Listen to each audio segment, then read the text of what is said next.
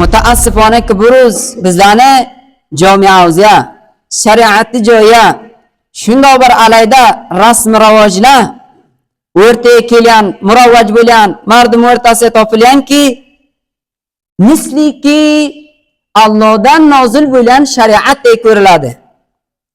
Payg'ambar sollallohu alayhi vasallam sunnatlarining joyini olgan. Bu o'zi ham bema'no, bearzish. Na dunyoda ma'nosi bor, foydasi bor, na oxiratda. Shunday rasm rivojlar jamiada rivoj topgan. Yillacha 3 yil, 4 yil, 5 yil zahmat etib topgan pulini, bir javonni, bir yigitni zahmatini bir ro'zda, bir yalay zot uchun qo'ydirib qo'yadi. Payg'ambar sollallohu alayhi vasallam aytadilarki, inna a'zaman nikahi barakatan aysaruhu ma'unatan. Barakatlari nikohni maqsadi taklif, mashaqqat kam bo'lsa, mahri kam bo'lsa, to'yonasi kam bo'lsa, to'yona ketani bir harom zotdir, bu yalay zot. Mahri kam bo'lsa, taklifi kam bo'lsa, mana shu barakatli nikoh shudiki. Sonra undan kelgan avloddan barakat bo'ladi. U xonavada ham barakat keladi, muhabbat ham keladi.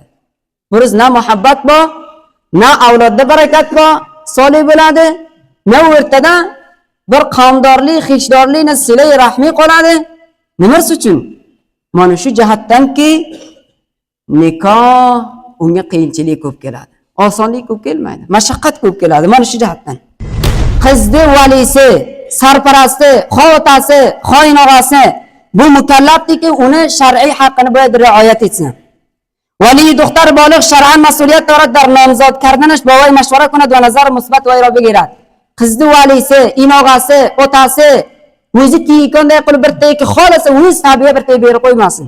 Balki uni bilan bir avval mashvara etsin, o'shani mashvarasini olsin deb so'rab bersin. Ko'plar biladiki bir oshnosi berib qo'yadi, ko'plar biladiki bir qudratmanda berib qo'yadi. Darhol ikki qiz bechoraning ichi rizoyati yo'q. Bu ijoza emas, Dorul Iftodan chiqqan gap. Vali doktor bolig shar'an mitonat bidun rizoyata shoira va ijbor bakasiba nikoh bidat. Doktorni qizni valisi etolmaydi, buni rizoyati bo'lmasa, zo'rdan bir tey majbur qilib uni bir tey bersin. Assalomu alaykum va rahmatullohi taala va barakatuhu. Alloh subhanahu va taolodan xohliyuzki bu lahazoti muborakda Ramazon oyida Juma ro'zida qilayotgan toatu ibodatlarimizni o'z dargohiga qabul qilsin. Hammaga u nafarlarki sesni eshitadilar, xoh ko'chadadilar, xoh uydadilar. Adab va ehtirom bilan ulardan xoli o'z necha daqiqa boshqa masrufiyatlarini qo'yib Allohu Rasululloh sallallohu alayhi va sallamni kalomiga mutavajjih bo'lsalar. Chunki bu ro'z inshaalloh bir mavzui xeyli muhim bayon bo'ladi. Ularki tashqarilarda va ko'chalarda o'tirganlar behtar munosib shuki masjidga tashrif keltirsalar. Mavzuiki biroz riyosati hajju irshodu avqof tarafdan tayin bo'lgan ekan. Haqiqatda bu Alloh subhanahu va taoloni amru Rasululloh sallallohu alayhi va sallamni amrlari bo'ladi. Hamchinon o'sha tarafdan ham amr kelgan. Shuki u ravojliki jamiada nodurust boyat ulardan jilovgiri qilinsa.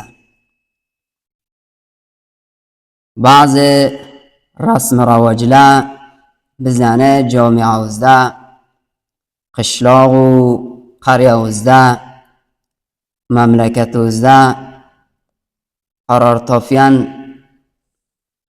Boyat u rasm ravojlarni o'zi mutobiqa sunnati Nabiy alayhissalatu vassalom boyat bo'lsa va u rasm rivojligi Rasululloh sallallohu alayhi va sallamni sunnatlariga barobar emas, boyad undan xoddorlik qilinsa.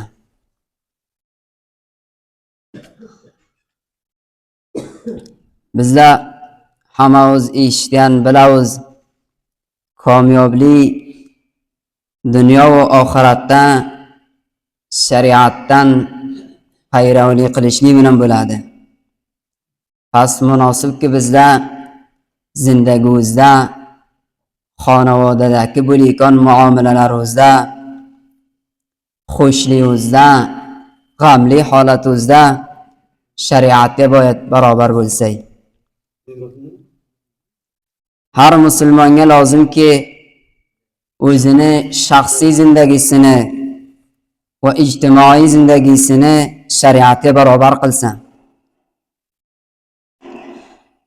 O'z zindagisida bir yo'lni intihob etsaki, payg'ambar sallallohu alayhi va sallam payg'ambar sallallohu alayhi va sallamni sahobalari va dinni imomlari intihob etgan o'sha yo'lni boyad intihob qilsalar. Agar payg'ambar sallallohu alayhi va sallam aytgan yo'llari bo'lmasa, bu yo'li xato va nodurustdi, yo'li sahih emasdi. Bizlarga lozimki o'z nafsimizga shariatni boyad hokim qilsak, o'zimizga bizlar xohishotni hokim qilmasak, rasm rivoji bejo ki jamiyada qaror topgan falonu falon aytgan bu boyad hokim bo'lmasa, bizlarga hukm qilayotgan boyad shariat bo'lsa. Chunonki Alloh subhanahu va taolo aytgan: "Qul inna salati va nusuki va mahyaya va mamati lillahi robbil alamin." Aytgining, yaqinan va rostdan va tahqiq mani namozim, ibodatim, zindaligim, o'ligim hammasi Alloh uchun. U Allohiki Robbil alamin, tamom jahoniyonni parvardigoridir. La sharika lah, hech bir sharik yo'q u parvardigorga. Va ana avvalul muslimin, man o'zim avvalin musulmon deb aytganing. Shariat nima uchun kelgan? Kitobulloh nima uchun kelgan? Payg'ambar sallallohu alayhi va sallam nimarsa uchun kelgan? Payg'ambar bo'lib yuborilgan. Shu uchun kelganki bizlar etikon amallarimizni, aytikon gaplarimizni boyad shuni bilan sanjish qilib ko'rsak, o'lchov ko'rsak. Shariat yaxshi bilan yomonni bilishlikka bir tarozudir. Bizlar bir zotni 1000 martaba yaxshi desa ham, to shariat yaxshi degan bo'lmasa, yaxshi hisob bo'lmaydi. Bizlar 1000 martaba biron zotni agar yomon desak ham, shariat yomon degan bo'lmasa, u yomon bo'lmaydi. Pas shariat bir tarozudir. Chunonki bizlar tarozu bilan dunyoda zotlarni o'lchaymiz. Bizlarni amallarimizni o'lchaykan, qavllarimizni, gaplarimizni o'lchaykan, buni og'ir yengilini bildiraykan, sahih va g'alatini bildiraykan shariatdir. Mizondir shariat. Shariat tarozudir. Pas shunga binoan musulmonlarga zarur. Man kalima o'qiyman deydi, namoz o'qiyman deydi, ro'za tutaman deydi, zarurki boyad amallarini shariatga barobar qilsalar.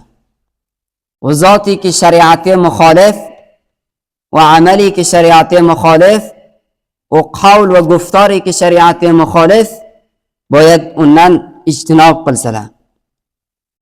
Va shuni ham bilishlik kerakki, bizda shariatga amal qilishligimiz bilan o'z-o'zni barobar qilishligimiz bilan bizda bad zot xohlangan emas, balki bizlarni nekbaxtligimiz o'rtaga keladi bundan. Agar bizda har andoza shariatdan sarfichilik qilsak, shariatdan uzoq tushsak, shariatga amal qilmasak, bizlarni badbaxtligimizga sabab bo'ladi. Pas bizda musulmonlarga zarur zindagimizda har baxshida shariatga gardan qo'ysak, shariatga taslim bo'lsak, uni o'z-o'ziga hokim qilsak, u rasm ravojlar va an'analarga muxolif shariat jamiat islomiyda muravvaj bo'lgan, uni agar shariatga muxolif bo'lsa, jiddiyat bilan o'z-o'zini qaytarsak, jiddiyat bilan jur'ati komil bilan boyib rad qilsak, u zotdagi shariat rad qilgan. Nima uchun? Bandalarni maslahati, bandalarni sulhi, bandalarni xayri shariatga munhasirdir. Dunyoda bizda bir qonuniy topa olmaymizki, bandani maslahatini rioyat etgan bo'lsa, shariatdan boshqa. Shariat tamomi baxshla bandalarni xayrini, bandalarni maslahatini murojat eting. U zotdagi shariat durust hisoblatdi, uni durust bilsay, uni yaxshi bilsay, u zotdagi shariat yomon qaror beribdi, uni boyib bizlar qabih bilsay. Nima uchun o'z-o'zi taklif etib qo'yaylik? Nima uchun o'z-o'zi zahmat qilib qo'yaylik? Darholiki Alloh subhanahu va taolo aytadi: "Va ma ataakumur rasulu fakhuduhu va ma nahakum anhu fantahu." O zotdagi sizlarga Rasul sallallohu alayhi va sallam bergan fakhudu fasizlar o'shani olinglar. Nima uchun o'zlaringizni zahmatga qo'yasizlar, taklifga qo'yasizlar? Payg'ambar sallallohu alayhi va sallam aytmayin ishni aytchoq bilasizlar. Va ma nahakum anhu fantahu. O zotdaniki sizlarni Rasul sallallohu alayhi va sallam nahiy qilgan fantahu, sizlar ham qaytinglar. Holiki jamiat islomiyda buni xilofiya. Ko'p zotlarniki Rasul sallallohu alayhi va sallam bizlarga yetma deb aytadi. O'zini taklifga qo'yadi, dunyoda ham zahmatga qo'yadi. Ko'p zotlarniki Rasul sallallohu alayhi va sallam ayt deb aytmaydi. O'zini zahmati taklifga qo'yadi, ham dunyoda ham oxiratda. Dunyoda ham ko'p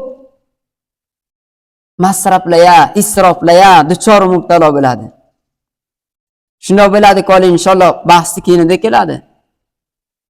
Yillacha 3 yil, 4 yil, 5 yil zahmat etib topgan pulini, bir javonni, bir yigitni zahmatini bir ro'zda, bir yalay zot uchun qo'ydirib qo'yadi. Dunyoga ham zarar bu. Oxiratga ham zarar. Payg'ambar ham aytgan buni, Xudo ham aytgan. Imom Malik rahmatullohi alayhi aytadilar, Rasululloh sallallohu alayhi vasallamning sunnatlari Nuh alayhisalomning kishtisidir. Har kimiki o'shanga chiqsa najot topadi, har kimiki pastda qolsa halok bo'ladi. Nuh alayhisalomning kishtisi har kimiki chiqdi najot topdi, har kimiki chiqmadi halok bo'ldi. Bir odam najot topamansa payg'ambar sallallohu alayhi vasallamning sunnati bilan najot topadi. Bir nafar halok bo'lamansa Rasululloh sallallohu alayhi vasallamning sunnatlari arzish bermaydi. Mana haloklik shu dunyoda. Bir ozroq zahmat etib topgan pulni bir ro'z ichida, bir soat ichida masraf etadi, kuydiradi. Ham dunyoga halokatga sabab bu, ham oxiratga. O zotdiki din agar arzish bergan bo'lmasa, biz ham arzish bermaylik. Masjidga nima uchun biz arzish beramiz? Nima uchun kelamiz? Nima uchun ehtirom ko'z bilan qaraymiz bizdan? Vahotiriki payg'ambar sallallohu alayhi vasallam arzish bergan.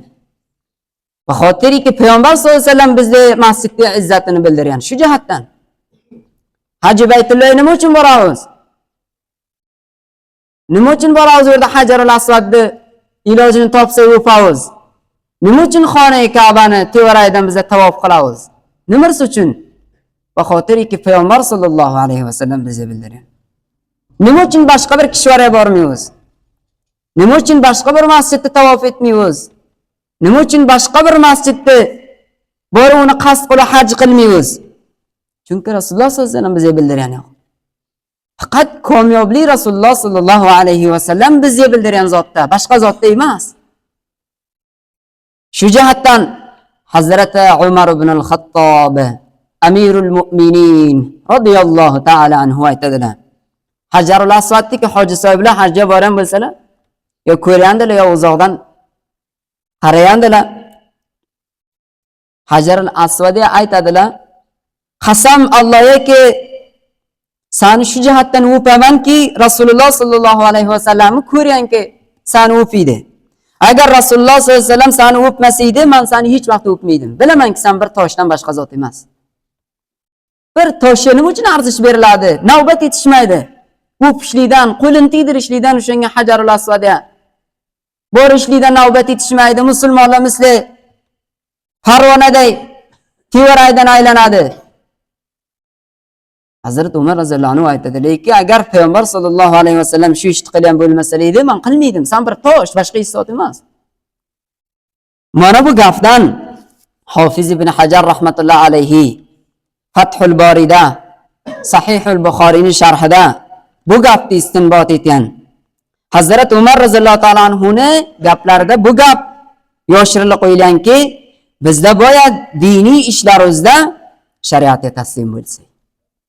Tamom ishlarimizda shariatga taslim bo'lsak. Nima uchun bizda namoz jumani 4 rakat o'qiymiz? 4 rakat o'qisak savob bo'ladi, 2 rakat nima vaqt bo'ladi? Nima uchun 4 rakat o'qimaymiz? 2 rakat farz o'qiymiz. Chunki payg'ambar sollallohu alayhi vasallamdan sabit bo'lgan emas. Shuni darrov kelsam, men mulla aytsam, boshqa bir 4 nafar aytsa-ki, nima nuqsi bor? Shuni 2 rakat o'qiymiz, 4 rakat o'qiymiz. Nuqsiki bo'lmaydi.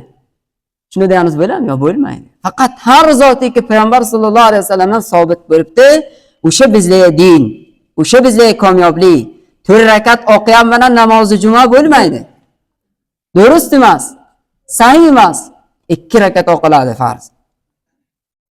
Faqat bizda daqiq bilishimiz kerakki, bu qoidadir, katta qoidadir. Ki bizlarning komyobligi payg'ambar sollallohu alayhi vasallamning sunnatlaridan payravlik qilishlik bilan bo'ladi.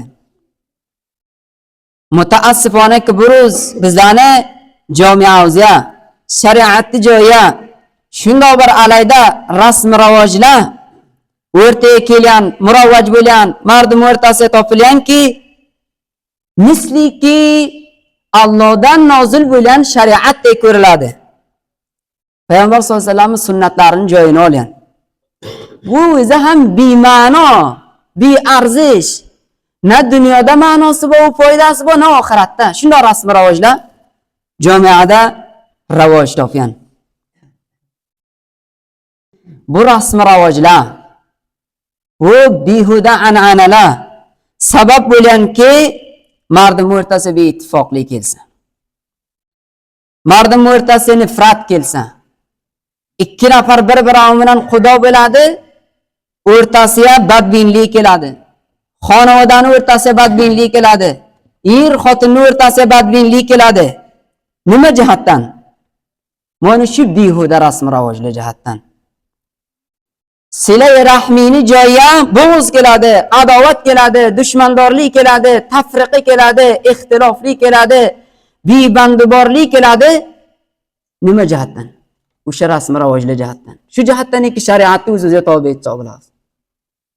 Darholiki bizga zarurki bizning shariatga bo'yi tobe bo'lsak.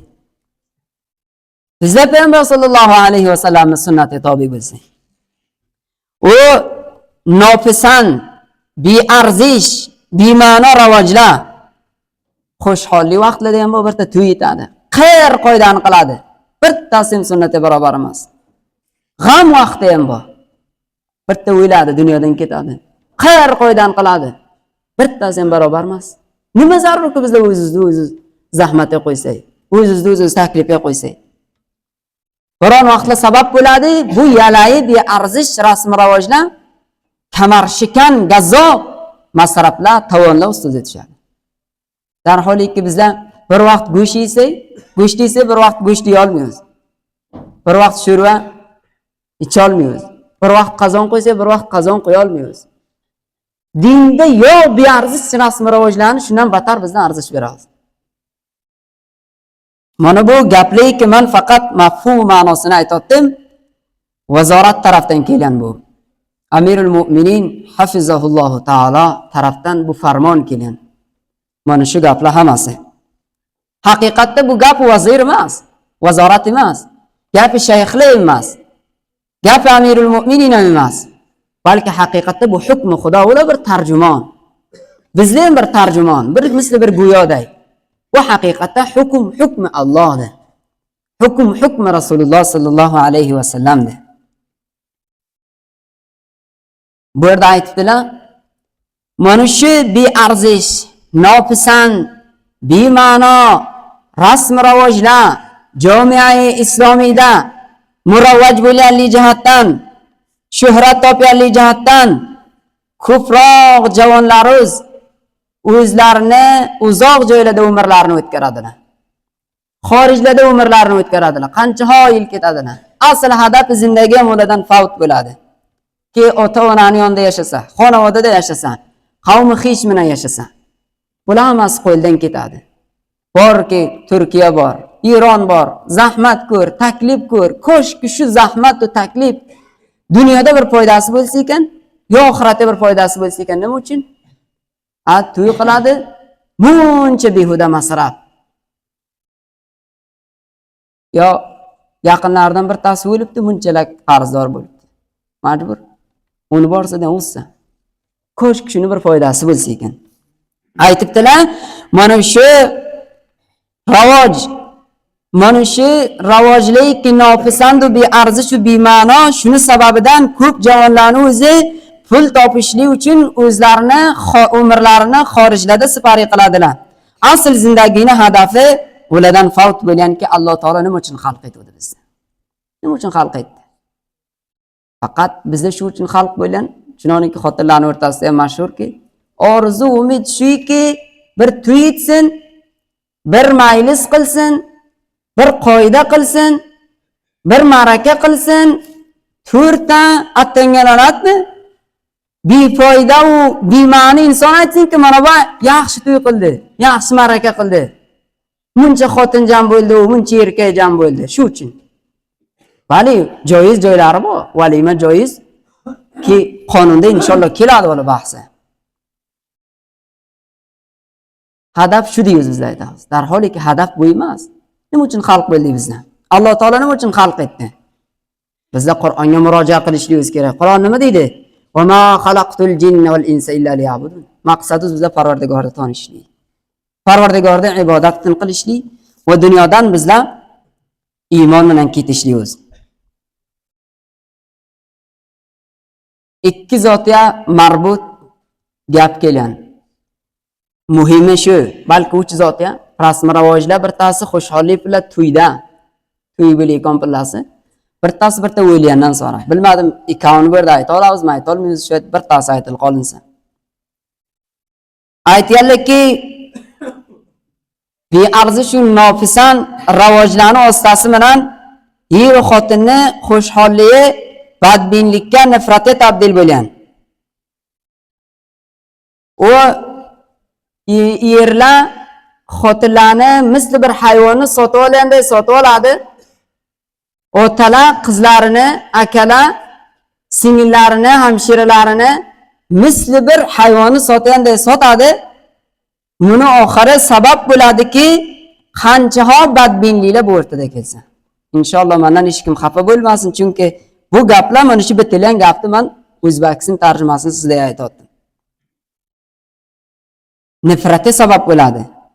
Badbinlikka sabab bo'ladi. Biron vaqt bo'ladiki, yerda ustiga birozroq qarz keladi. To umri o'tinchingacha xotinning ustiga bu g'ussada, g'amda, g'azabda aytadik, san ustingga shuncha keldi. Va joyiki nikohdan adab nimarsa edi, xushxonlik kelsa edi, bu xushxonlik kelmaydi, balki o'rtaga g'am keladi. To o'linchingacha bo'la zindagisi go'y unga gaplaydi, go'y unga gaplaydi. Va xotir nima uchun? Bu to'y qilayotgan pillasi muncha tovon minusda keladi. Dar holiki muhim shu ediki boyad qalbida joy topsa edi, yo bunga g'azab keladi. Mana bundoq noravo rasm rivojlarni barobarida to'xtatishlik, bularni rad qilishlik, bular bilan muboriza qilishlik, bularni xutbalarni vositasi bilan aytishlik, xo mardim rozi bo'lsin, xo norozi bo'lsin, aytibdilarki, har bir musulmonning iymoniy vazifasidir. Har bir musulmonning iymoniy vazifasidirki, mana bu noravoj va nofisan va bearzish rasm rivojlar bilan muboriza qilsa. U ishlikki xilof shariat boyad behkan bo'lsa, rishakan bo'lsa. U ishlikki shariatga barobar boyad uni o'zi amal qilinsa. Shu jihatdan mana shu namoz jumani xutbasiga Amirul Mu'minin hafizahullohu taolo tarafidan farmon kelgan nechi zotya bir tashriki mavzui avval ziyoda rawi dar mahrha kor خوب نیست و مهر حق زن منکوح است و به هیچ کسی دیگر خوردن آن درست نیست. عبارتنا قطعا فارسنه. maharlaya ziyoda ravli qilishli, ko'p qalin qo'yishli bu yaxshi ish emas. Va ina ham buni bilishli kerakki, mahar qalin olinadi tanho o'sha qizni, o'sha xotinning haqidir. Na inog'asini haqi, na otasini haqi, na kokosini haqi, na buvasini haqi, birtasini haqi emas. Va be hech kasi digar xo'rdan on durust neys. Boshqa hech bir tiya yeyishli joiz emas. Burada bu unvon muqaddima bir gapda aytadilar. Bunda shak yo'qki, izdivoj qilishli, nikoh qilishli bashariyatning zaruriyatlaridan birtasidir. Chunki inson xalq bilan buni bilan xohish va shahvat ham xalq bilan g'ariza tabiiysi bor. Buni pura qilishli, pura qilmasa inson to'xta olmaydi. Buni pura qilishli ro'y haloldan boyat bo'lsinki, nikoh bilan bo'ladi. Agar nikoh bo'lmasa, imkoni borku bu zino va fahshoya mubtalo bo'lsin. Va hamchinon nikoh sababi muhabbat. Nikoh qilinishli bilan ikki qavmning o'rtasi, ikki xonadonning o'rtasi muhabbat keladi, qancha qavmdorlik keladi. Shpila bajoyki bu qavmdorlik kelsa, Xudo bilan to'y qildi. To'yda usta aytadiki, men senga qadam qo'ymayman, sen menga qadam qo'yma. Nima uchun? Sunnatga muxolif bo'lganligingiz uchun. Shariatga muxolif bo'lganligingiz uchun. Ko'p joylarda shunday bo'ladiki, sal zotni kam berdi. Bilmayman. Nimasi qildi? Bu to'yonani kam berdi. Darholiki nikohdan hadaf nimasida muhabbat kelishlik. Allah subhanahu wa ta'ala aytadi: "Va min ayatihi an khalaqa lakum min anfusikum azwajan litaskunu ilayha wa ja'ala baynakum mawaddatan wa rahma." Alloh taoloning qudratini alomalaridan shuki sizlarni o'z jinslaringizdan sizlar hamsarlarni Alloh taolo xalq qildi. Siyosatlarni xalq qildi. To'yki sizlar orom olsanglar o'shalar bilan. Orom sukun keladi. Va Alloh taolo sizlarni o'rtalaringizga mawaddat va rahmatga aylantirgan. Va vositay nikoh mawaddat keladi, do'stlik keladi, rahmat keladi. Ammo lekin mutaassifona bir o'z jamiai islomida qaror topganki, uni bilan muhabbat kelgani joyga, uni bilan mawaddat kelgani joyga faqat o'rtaga bo'g'iz keladi, adovat keladi, dushmandorlik keladi. O'sha nopisan va bearzish. Bu yerda aytaniki, bearzish u nopisan ravojlar, an'analar, rasmlarning vositasi bilan ko'p javonlar ko'p vaqtlar izdivoj qila olmay qoladiki, yoshlari o'tib ketadi. Va ko'p qizlar ham shuni vositasidan fotiha bo'lgandan sonra hatto 10 yil, 6 yil, 7 yil to'xtaydi. Hammasi mana shu behuda, bema'no, shariatga muxolif rasm rivojlarning vositasi bilan. Bu yerda hadisni keltirgan darholiki Payg'ambar sollallohu alayhi vasallam aytadilar: "Idza ja'akum man tardawna dinahu wa khuluquhu fankihuhu illa taf'alu takun fitnatun fil ardi wa fasadun kabir." Zamoniki sizlarning uylaringizga birta kelsa, shuna bir nafar kelsaki, sizlar dinidan ham rozi bo'lsangizlar va axloqidan ham. Sizlarning qizingiz bor yo hamshirangiz bor, nikohga bering. Agar bu ishni qilmasangiz, muncha mahar qo'yiladi, muncha tuyona qilinadi. Shuni o'stasdan o'tanizimdagi deysam, shuni bilan inog'anik ham shuni bilan illa tafalu takun fitnatun fil ardi va fasad. Agar bu ishni qilmasanglar, zaminga fitna keladi, u fasod keladi. Shuning uchun ko'p fasod, ko'p zino, ko'p behijobliklar, ko'p chashimcharonliklar, bular hammasi nimani o'stasdan? Mana shuni o'stasdan. Shariat mahrni kam bo'lishliga, qalinni kam bo'lishliga musulmonlarni tashviq etgan. Payg'ambar sollallohu alayhi vasallam aytadilarki, inna a'zaman nikahi barakatan aysaruhu ma'unatan. Barakatlari nikohni maqsadi. Taklif, mashaqqat kam bo'lsa, mahr kam bo'lsa, tuyonasi kam bo'lsa, tuyona ketani bir harom zotdir, bu kiyalay zot. Mahri kam bo'lsa, taklifi kam bo'lsa, mana shu barakatli nikoh shudiki. Sonra undan kelgan avloddan barakat bo'ladi. U xonavada ham barakat keladi, muhabbat ham keladi. Biz na muhabbat bor, na avlodda barakat bor, solih bo'ladi, na o'rtada bir qavmdorlik, xishdorlik, na silay rahmi qoladi. Nima uchun? Mana shu jihatdanki nikoh unga qiyinchilik ko'p keladi. Osonlik ko'p kelmaydi, mashaqqat ko'p keladi. Mana shu jihatdan. Mahr qancha bo'lsin? Darholiki payg'ambar sollallohu alayhi vasallamni xotinlarini mahrlari, Rasululloh sollallohu alayhi vasallam qizlarini mahrlari hech birtasini ham 500 dirhamdan ko'p emas edi. Shundan kam edi. 500 dirham agar shu pulni bizda hisob qilsak, taqriban 1,15,000. Vallohu a'lam. 1,15,000. Shuncha 1 lakdan ko'p emas edi, ko'pi. Agar mahrda ko'p bo'lishli fazilat bo'lsa edi, bizda din bo'lsa edi, xotinni, qizni maqomini baland qilarday bo'lsa edi, Payg'ambar sollallohu alayhi vasallam xotinlariday xotin dunyoda bormi? Qizlariday qiz dunyoda bormi? Ruhi zamindagi xotinlardan va qizlardan ular behtar edi. Shularning mahrlari ko'p bo'lar edi. Ba'zan Payg'ambar sollallohu alayhi vasallam muncha katta muncha lak qalin tayin etanlari, mahr tayin etanlari bir zoti bearzish ekanda. Arzish agar ko'p bo'lar deb bo'lsa edi, Payg'ambar sollallohu alayhi vasallam tayin etdi. Payg'ambar sollallohu alayhi vasallam ki tayin etmabdilar. Hazrat Umar roziyallohu ta'ala anhu aytadilar: "Ala la tughalu bisuduqin nisa'i fa innaha law kanat makrumatan fid dunya aw taqwa 'inda Allohi la kana awlakum biha an-nabiy sallallohu alayhi vasallam." Bu xabar ey mardim, ey musulmonlar, mahrlarni borasida ko'p g'ulu qilmanglar. Ko'p mahrni ko'tarmanglar. Qalinni ko'p qilmanglar. Agar shu izzat dunyoda bo'lar deb bo'lsa edi, Alloh taoloning nazdida taqvo bo'lar deb bo'lsa edi, bunga mustahiqtarin nafar, avlodtarin nafar Payg'ambar sallallohu alayhi vasallam bo'ladilar. Darholiki xotinlardan bir tasiya, qizlardan bir tasiya 12 uqiyadan ko'p mahr olanlar yo'q.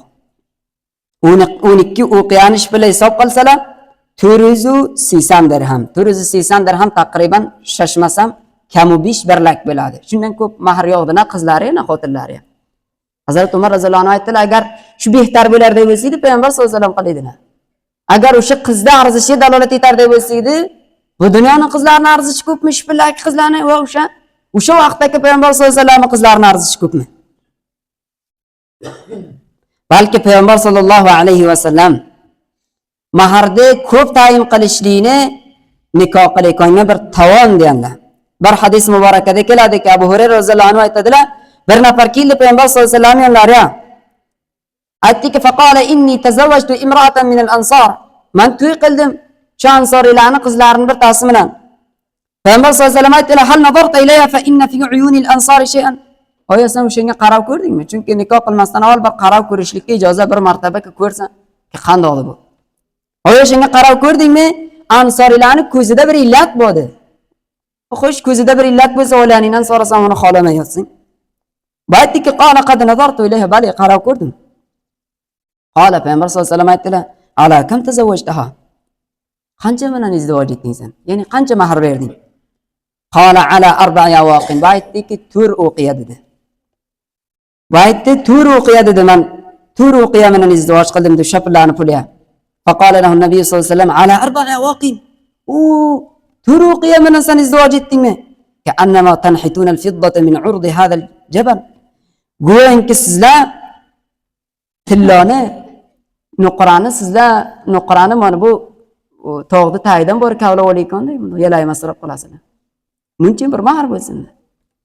Mana bundan Imom Navoiy rahmatullohi alayhi bundan gap chiqaradilar va ma'na hadal kalam karahatu iksar al-mahr bin nisbat ila hal az-zawj. Mana bu gapning ma'nosi shuki, maharni ko'paytirishlik makruhdir zavjning holatiga qarab.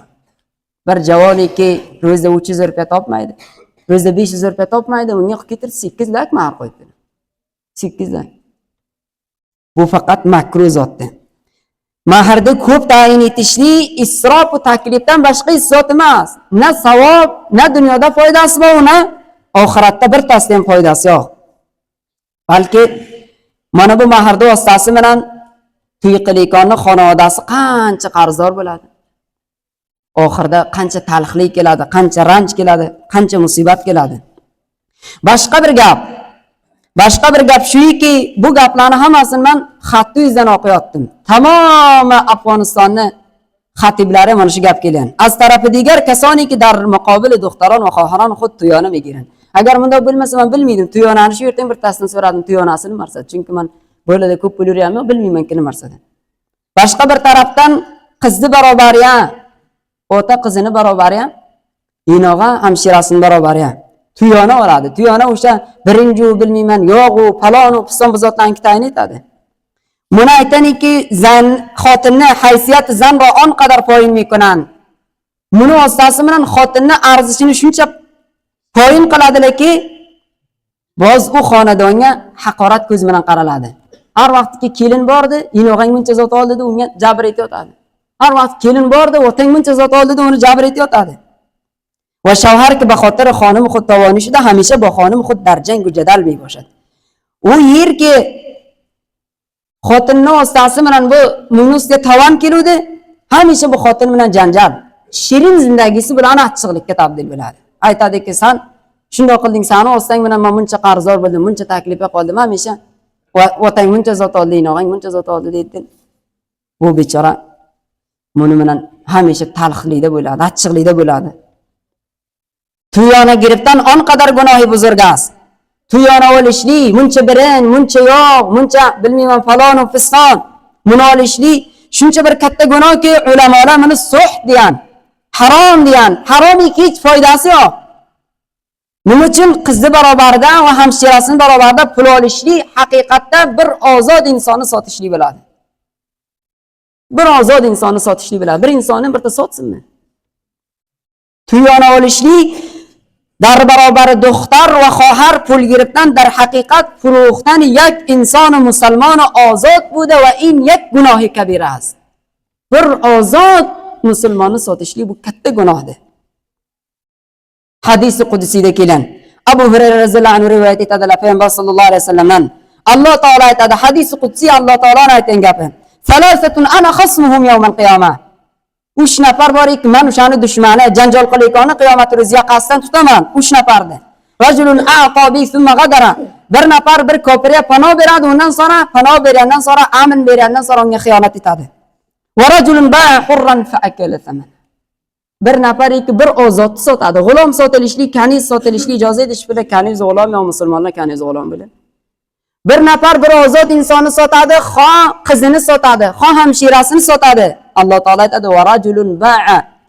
Bir nafar iki ba'a sotsa, hurran bir ozodni fakala samana uni samanni esa, uni qiymatini esa, pulini olsa-da neysa, birinchi olsa, uy tashlasa, guzarona masraf etsa, Alloh taolo aytadiki, qiyomat ro'ziga qasddan tutaman. 400 lik dunyo ayshini o'shitadi.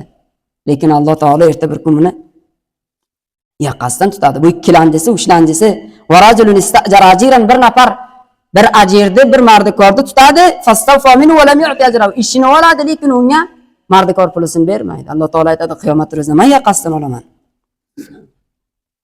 Pas mana bu yerda ma'lum bo'ldiki, qizni barobarida pul olishlik mana bu bir kora haromdir. Tuyona olishlik bir kora haromdir. O'sha qizni sotishlik bo'ladi.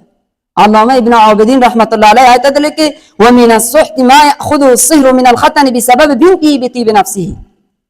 Harom ishlardan shuki, u zotdiki qaynota oladi kuyovdan qizini vositasi bilan bir zotdir. Qizini ostasi bilan o'shandan qaynatib oladi. Mana bu haromdi, haromdi. Harom nimada? Ishadi go'shini bir tiyami? Kuchiydi go'shini bir tiyami? Harom, shikavich ma'nosi yo'q, bo'lmasa ko'pirlayadi. Sihhatga qaysi do'ng'izni go'shini yeyadi? Qaysi bir mushkil? Harom, harom mana shu ma'noda.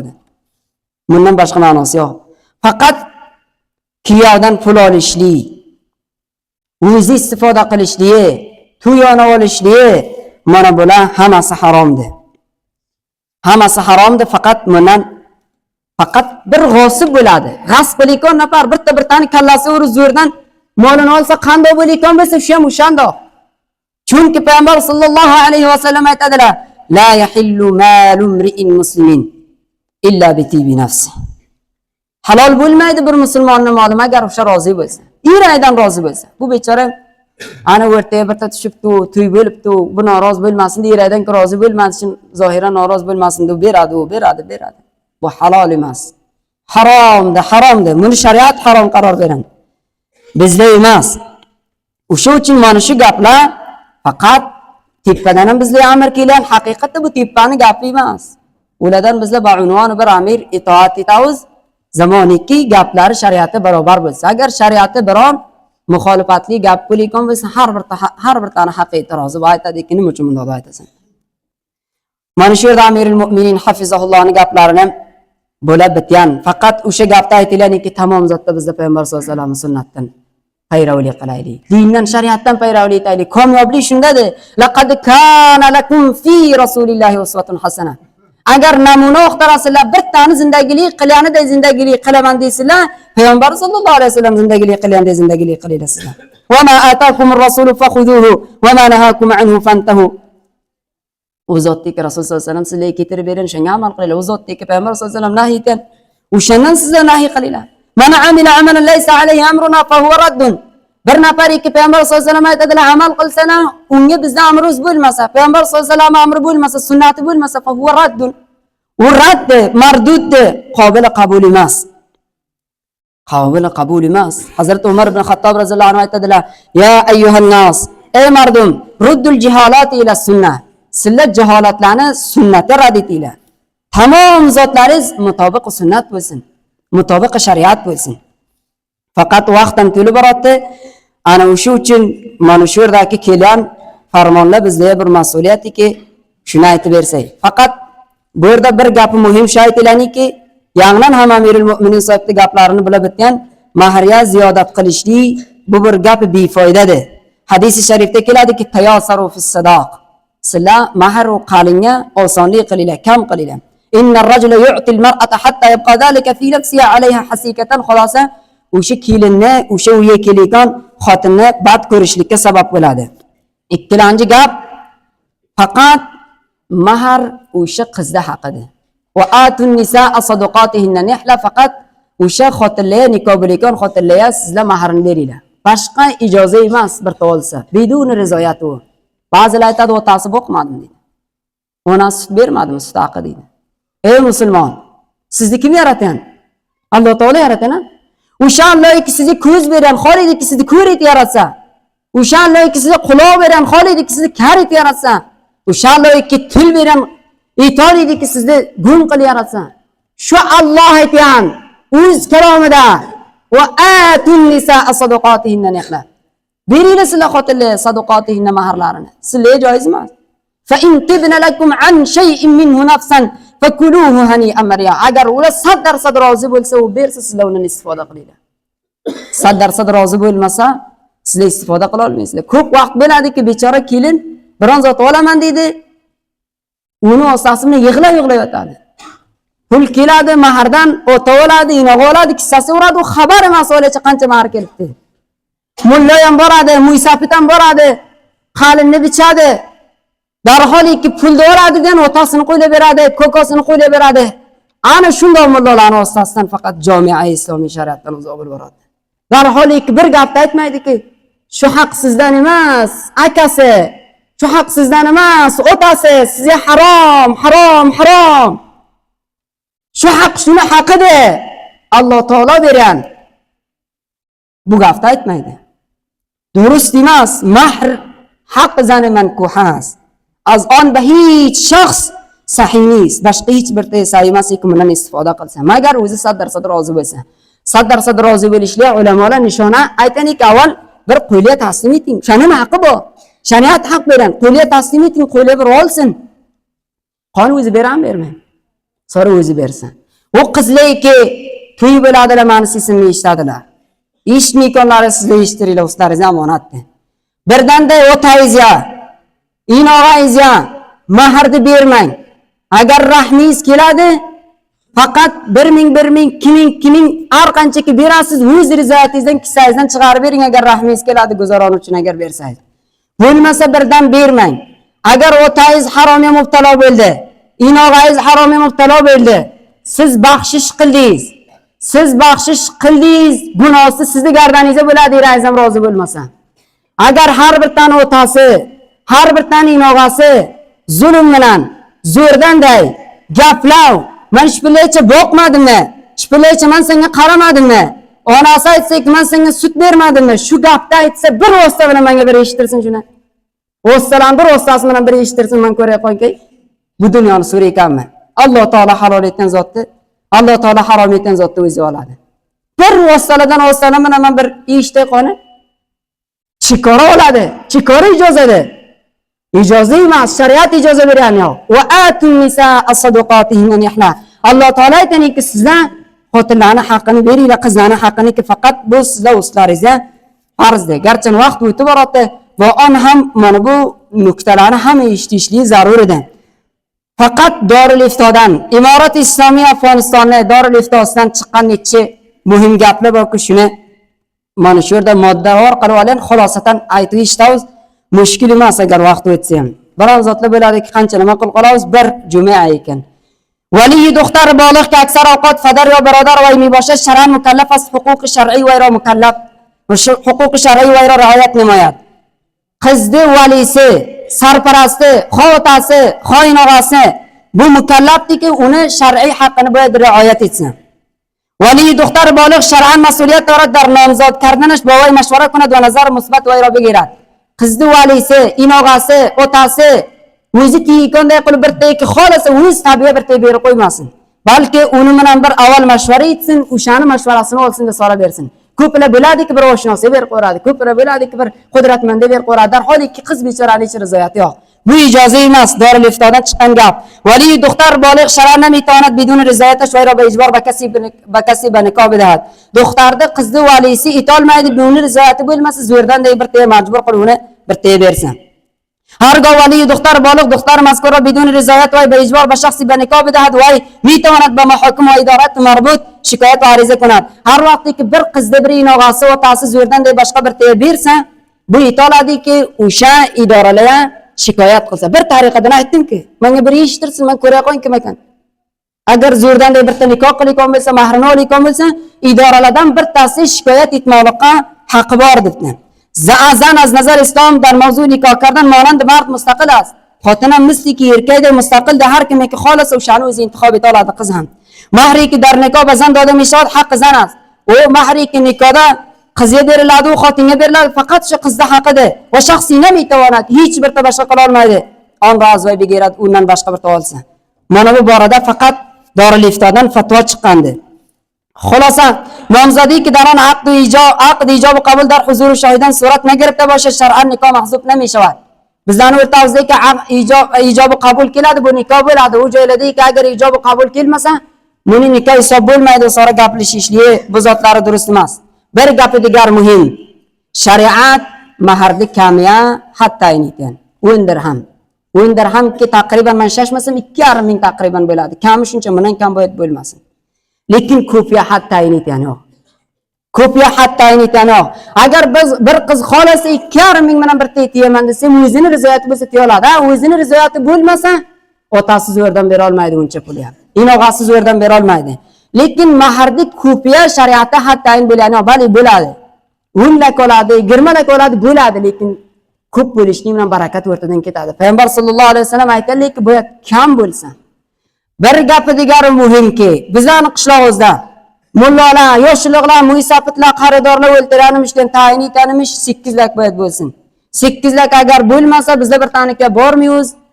Yo bo'lmasa bizdan uni to'yga ishimiz yo'q, buni tayin etib, chikora tayin etasizlar. Chikora. Alloh tamom zotni bizga bayon etgan. Rasululloh sollallohu alayhi vasallam tamom zotni bayon etgan. Bali mahrimi silsai 5 lak bo'ladi, 6 lak bo'ladi, ki mardim o'rtasida murovaj bo'ladi. Bu gap durust emas-ku bizga yonimizdan tayin etsak. Hay, sizlar Allohdan ham ko'p bilayotganingizdan. Payg'ambar sollallohu alayhi vasallamdan ko'p bilayotganingizdan bizga tayin etamiz. Chikora tayin etamiz. Tayin etishlikka aslan ijozat emas ko'p ya. Ko'pi qancha ham ko'p bo'lsa makruhlik bilan agar 2,5 ming shundan ko'proq bo'lsa faqat joizdir. Mana bu gap durust emasdi.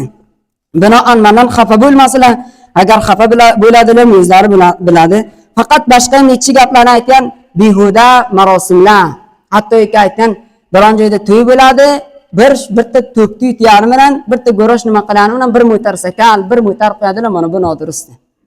Mana bu gap durust emas, isrofdir. Kulu washrabu va la tusrifu. Alloh subhanahu va taolo aytadi: "Ila va ichila va la tusrifu." Sizlar isrof qilmanglar, innahu la yuhibbul musrifin. Alloh taolo isrofni yaxshi ko'rmaydi. Darholiki isrofga bizlar sabab bo'lamiz, katakonlar sabab bo'lamiz, bunlarga sabab bo'lamiz. Go'roshlarga boramiz, pullarni taqsim etaveramiz, lak pullar solona go'roshlar masraf bo'ladi. Darholiki masjid xorizor bo'layotgan, madrasa xorizor bo'layotgan, faqirlar boriki gadoy bu ripa beriladi tilaydi. Buncha pullarni yalay, u pul berilayotgan nafarlar ham koshki bir nafar solih bo'lsa, koshki bir nafar mustahiq bo'layotgan bo'lsa, bu durust emas, joiz emas. Faqat bu ma'no aytgan gap emas, imorati islomiy tarafdan ham kelgan Alloh subhanahu va taoloning gapi, payg'ambar sollallohu alayhi vasallamning gapi. Binoan bizlar mutavajjih bo'lishimiz kerakki, tamom etikon odatlarimiz, tamom etikon rasm rivojimiz muvofiq sunnat bo'lsin. Nima uchun o'zimizni taklif qo'yaylik? Nima uchun taklif qo'yaylik? Bizga zarur kattakonlar mashvara qilayotgan pullarimiz aytadilarki, shunchalik mana eshitdimki, bir mulladan ko'ra, bir mavlodan ko'ra 10 ta mavlodan ko'ra birta qavmiki hech aslan narsasini shu yaxshi deydi. Bali yaxshi. Bidun qavm bo'lmasa bizda kimga gaplaylik burada? Qavm yaxshi, boyat qavm behtarin surati sarfarostlik qilsin. Biduni qavm zindagilik bo'ladi. Biduni kitobulloh zindagi hayvoniydir. Zindagi xilof shariatdir. Insoniy emas, biduni kitobulloh, biduni sunnat Rasululloh sollallohu alayhi vasallam. Olim ham zarur, qavm ham zarur, hammasini bir qo'lga olishlik kerak. Men bu borada men shikoyatim bor voqean ko'p aladalar kelayotgan, men o'zim ko'p ma'lumotdan qaror topgan. Bu on ham men bu gapni aytaman. Janobi muysafitlar, janobi qishloqning mullalari, janobi oxirlar. Bizga kelgandan beri 3 oy, 4 oy bo'ldi, 40 davr mashvara oldingizlar-ki, bular nima qilsin? U madrasadan u madrasaga borsin, u yerdan u yerga borsin. Hatto shuncha mashvaralarni qildinglar-ki, namozda tabligh aytmasin. Shuncha mashvaralarni qilasizlar. Bu borada nima uchun mashvara qilmaysizlar? Na mahrni borasida, yo bo'lmasa nikoni borasida, jami'a rasm ravoji bema'no mubtalo bo'lishlik borasida nima uchun nima qilmaysizlar? Men shikoyatim bor, haqqi shikoyat bor.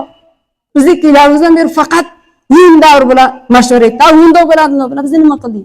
Bir davr yoshlik jamlayamiz, yo'q aytsak kim? Bir davr shu qavmashni jamladiki, shurdan bir ikkita o'toq bo'lsa, u faqat shu mardim kitob o'rgansa, sunnat o'rgansa, hadis o'rgansa, shuni mashvara etdik. Har davr mullodan bo'ladi. Raqam tavsiyalarni qiladi, xitobatni qo'yib ketadi, masjidlarni jami etadi, raqam gaplarni aytadi, tabligh aytilmasin deydi, avval kimlar aytsin deydi, avval kimlar aytmas ish bilacha, mardim qaytarsaydi, boradidan shuncha 8 lak tayin bo'ladi, buni tayin etadiki, faqat shundan boshqa ish aytilmasin. Mulla qan bo'lar deb bo'lsa, nima uchun hukmi Xudo zirifo bo'lsin? Nima uchun hukmi Xudo yo'qday bo'lsin? Avvalo qishloqda ixtilof keltirdik, qishloqqa bir ittifoqlik keldik. Qishloqqa bir ittifoqlik kelgani yo'q. Men aytdimki, diyoringiz godar ko'tarmadi. Avvalki etikon ishlaringiz faqat ittifoqliyiz o'zingizning xohishingizga barobar, dinga barobar emas. Endi dinga barobar qiljoq bo'lsa, sizlar saru sado qilasizlar. Binoan mendan norozi bo'lmasinlar. Men ba'unon bir rohnamo, hech kimdan ham qo'rqmayman. Faqat agar shahid bo'lsam, bir tarim talabanga aytadiki, sen bunday gaplarni aytib faqat men aytdim, kim o'taman desam, kechani bir vaqtida har bir joyga kelib desam, ashara boraman o'tsin.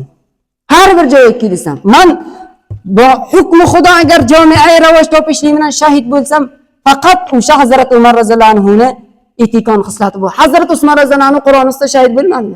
Hazrat Umar roziyallohu anhu mihrobda shahid bo'lmadi. Mushkil emas. Xo shahodat, xo gap, xo tavhid, xo tavti'a. Har bir gapim bo'lsa, inshaalloh to'zindaman. Mana shu minbar haqman. Xitobat dinar kim qiladi ijoza, imomat dinar kim qiladi ijoza. va lekin suxanroli meni haqimda. Men voris payg'ambarman. Aytolaman, hech kim millatni qaytara olmaydi inshaalloh. Xilof shariat bo'lsa, zarram bo'lsa, javobgu bo'laman. Gapimni qaytara olaman. Inshaalloh mana bu rasm rivojlik jamiada bu hammasi botilda mutavajjih bo'lishlik kerakki, sunnat payg'ambar sallallohu alayhi vasallamga barobar bo'lsin. Ta dunyoda ham kamyob bo'lsak, oxiratda ham kamyob bo'lsak. Umid etamanki, Alloh subhanahu va taolo hammamizga tavfiq bersa, bironta xafa bo'lgan bo'lmasa, agar xafa bo'lgan bo'lsam, men qaysina bir taniqasidan o'limman, na bir xususiy men bir gaplamansam bu ishni aytdingdu, minbar ozodiy bayon Afg'onistonda va ozodiy bayon islomda va har kim qonundan va shariatdan va hadisdan bayon qila oladi, u jamiaga tatbiq bera oladi. Alloh subhanahu va taolo hammamizga tavfiq, amal nasib etsin. Subhanakallohumma va bihamdik, ashhadu an la ilaha illa anta astaghfiruka va atubu ilayk. Allohumma salli ala jami'i maqasid khairina wa tub alayna innaka antat tawwabur rahim. Sallallahu ta'ala ala khair khalqi Muhammad wa ala alihi wa ashabihi ajma'in.